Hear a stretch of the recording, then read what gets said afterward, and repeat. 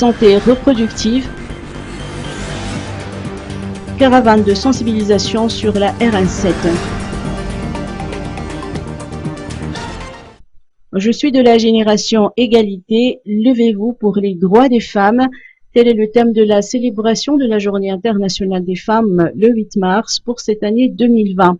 Dans le cadre de cette célébration et pour marquer le 25e anniversaire de la déclaration et du programme d'action de Beijing adopté en 1995 lors de la 4e conférence mondiale sur les femmes, des actions concrètes seront menées pour Madagascar en particulier. Ainsi, une caravane de sensibilisation et d'offres de services de santé reproductive est organisée conjointement avec la présidence de la République par le biais de la Direction des Affaires sociales et politiques DASP, l'association FITI, le ministère de la Population, de la Protection sociale et de la Promotion de la femme, le ministère de la Santé publique, le FNUAP, Maristops Madagascar, la Fondation Akbar Ali, l'association Tanuraï Rai et le ministère de la Jeunesse ainsi que les organisations de la société civile. Cette caravane parcourra la route nationale numéro 7, environ 1000 km de Tananarive à Tulia.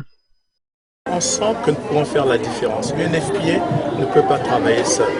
Donc nous sommes ici vraiment en groupe avec le secteur privé et comme vous le savez, nous venons de lancer hier cette caravane composée de 6 à 7 cliniques, 16 véhicules au total, qui a pour but de faire la promotion de certaines choses, la lutte contre les violences basées sur le genre,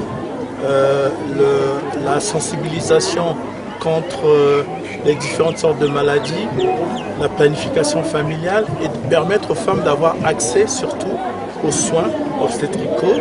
Donc nous les offrons des services de radiologie gratuits, des services de screening pour contre le VIH-Sida, contre le diabète. Donc c'est vraiment un partenariat. Et l'UNFPA s'est engagé justement en travaillant avec les autres de faire cela de manière régulière. Et donc cette première étape entre Antananarivo et Tuléar, nous espérons pouvoir donner l'accès à 10 000 personnes à ces soins de santé, à ces services, et ensuite nous verrons comment multiplier ce genre de choses dans d'autres régions de Madagascar. Les 3 premiers jours de la caravane de sensibilisation et d'offres de services, 1er, 2 et 3 mars, près de 9000 personnes ont eu accès à des services et des informations sur la santé.